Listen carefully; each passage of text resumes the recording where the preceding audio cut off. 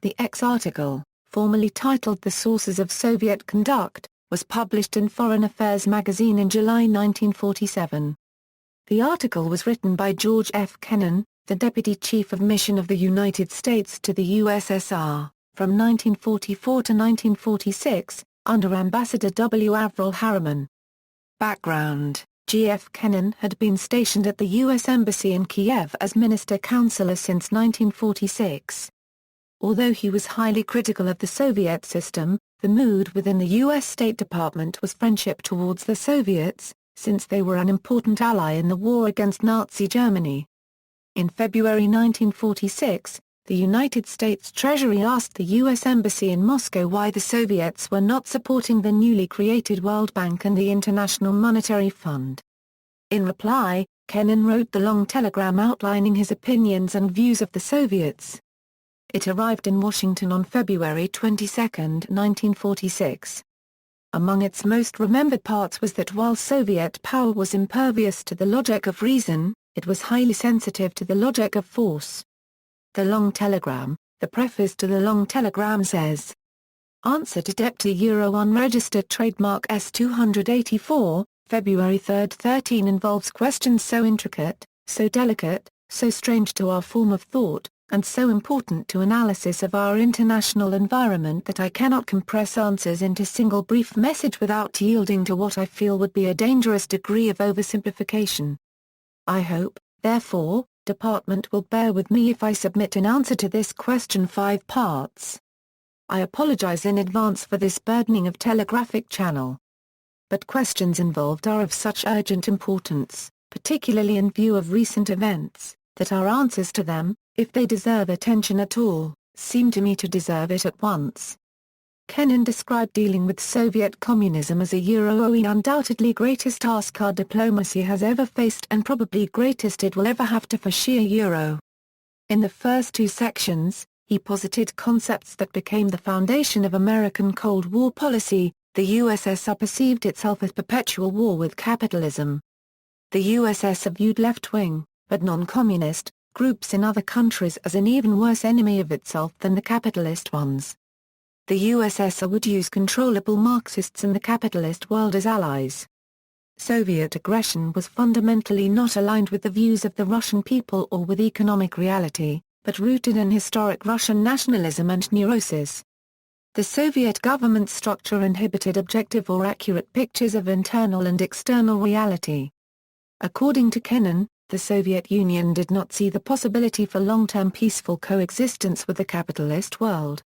It was its ever-present aim to advance the socialist cause.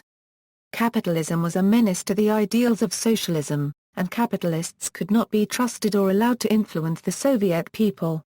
Outright conflict was never considered a desirable avenue for the propagation of the Soviet cause, but their eyes and ears were always open for the opportunity to take advantage of a Euro-OE. I ceased to see Euro anywhere in the world.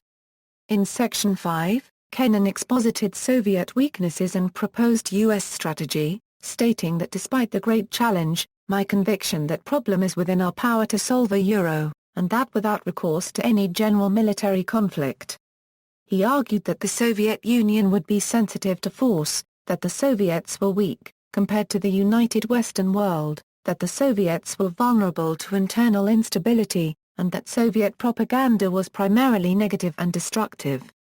Kennan advocated sound appraisal, public education, solutions of the internal problems of U.S. society, proposing for other nations a positive picture of the world the U.S. would like to see, and faith in the superiority of the Western way of life over the collective ideals of Soviet communists.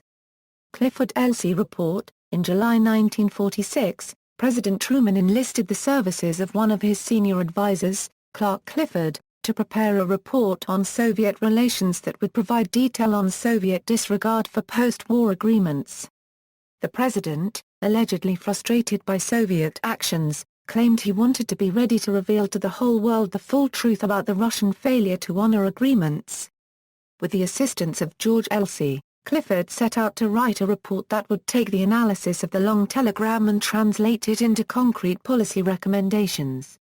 The pair solicited the input of senior officials in the Departments of State, War, and Justice, the Joint Chiefs of Staff, and the Central Intelligence Group, and utilized the expertise of George Kennan and Charles Bolin in writing their report.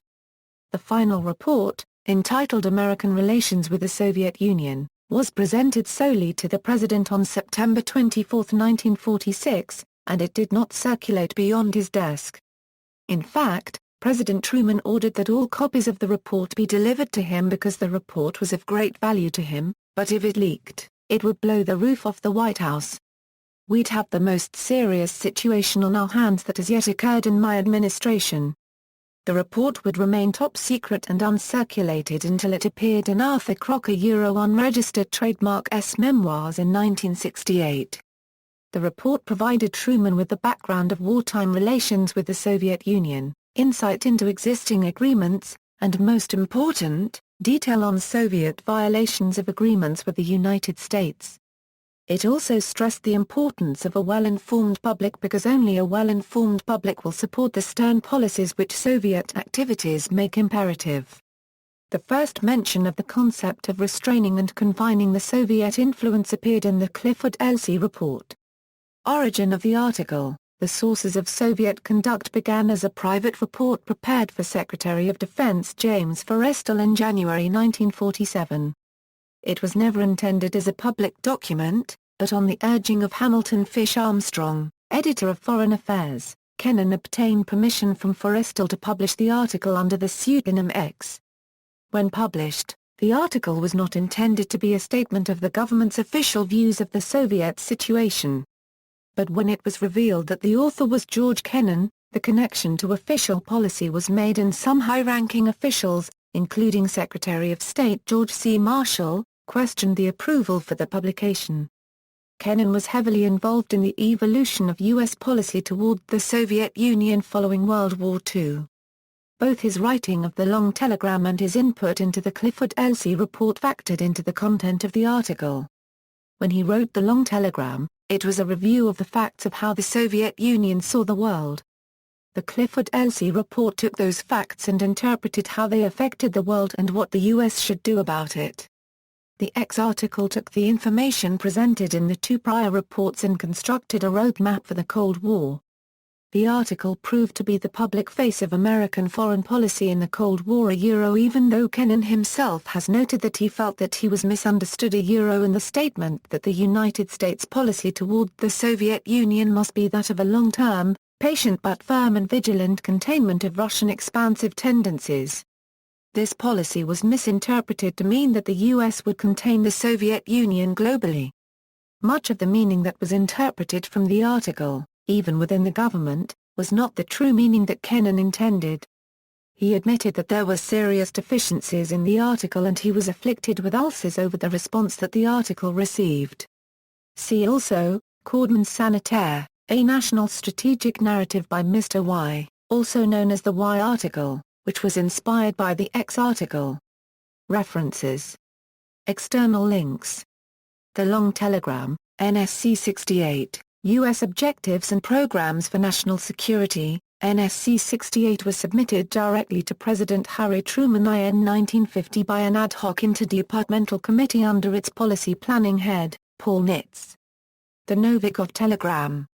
Russian response to Kennan https www.mfoliokaderintral Novikov htm, Excitements Lesson Plan Sources of Discord 1945 to 1946.